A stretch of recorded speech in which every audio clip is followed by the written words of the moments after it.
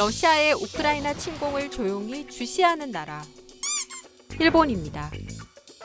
4월 27일 일본 집권 자민당이 기시다 후미오 총리에게 새로운 국가안전보장 전략 등의 책정을 향한 제언을 제출했는데요.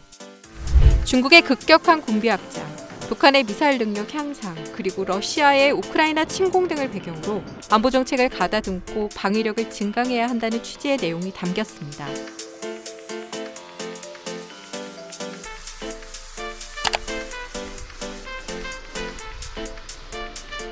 구체적으로는 헌법과 전수방위 기조 안에서 탄도미사일 공격을 포함한 일본을 겨냥한 무력 공격에 대한 반격 능력을 보유해 이런 공격을 억제하고 대처한다는 내용이 담겼습니다.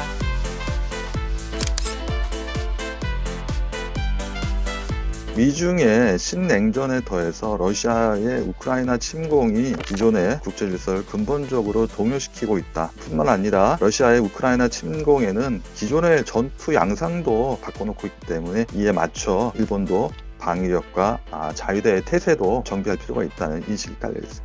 특히 자민당은 상대국의 지휘 통제 기능을 타격할 수 있는 반격 능력을 보유하자고 공식 제안했는데요.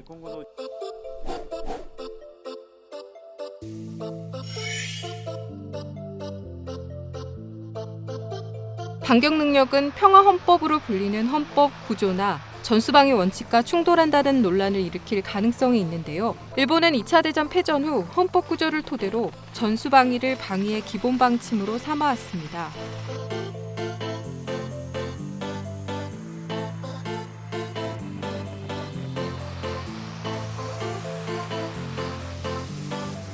자민당은 방위비 증액 제안도 했습니다.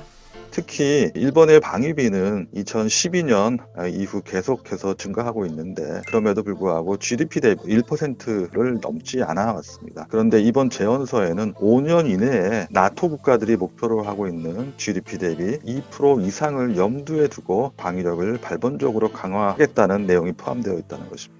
이렇게 방위비를 늘리게 되면은 세계 3위 정도의 방위비를 갖는 국가가 될 수 있습니다. 러시아의 우크라이나 침공으로 국제안보 환경이 급변하는 가운데 자민당이 반격 능력 보유와 방위비 증액 등을 제안한 것을 두고 일본이 우크라이나 사태를 안보정책 전환의 계기로 삼고 있다는 분석이 제기되고 있습니다.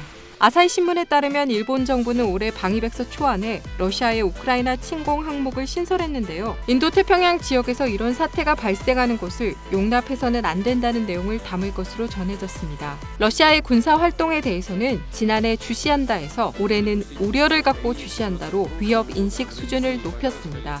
미국은 중국을 견제하기 위해 일본의 방위력 강화 움직임에 힘을 실어주는 모습인데요. 자민당은 이번에 일본 정부의 방위력 강화를 제안하면서 중국을 중대한 위협으로 규정했습니다. 변화하는 안보 환경을 틈타 아베 신조 전 총리 등 강경파가 이루지 못한 헌법구조 개정까지 실현될 수 있다는 관측도 나오고 있는데요.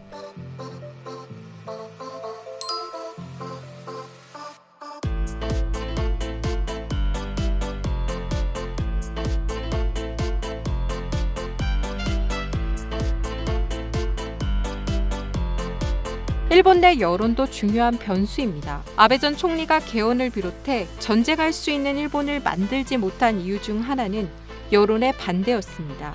하지만 전쟁의 참상을 기억하는 세대가 줄어드는 가운데 일본 내 여론 변화가 감지되고 있습니다. 아사히 신문이 도쿄대 다니구치 마사키 교수 연구실과 올해 3월에서 4월 일본 유권자를 대상으로 한 조사에 따르면 방위력 강화에 찬성한다는 의견이 64%나 됐습니다.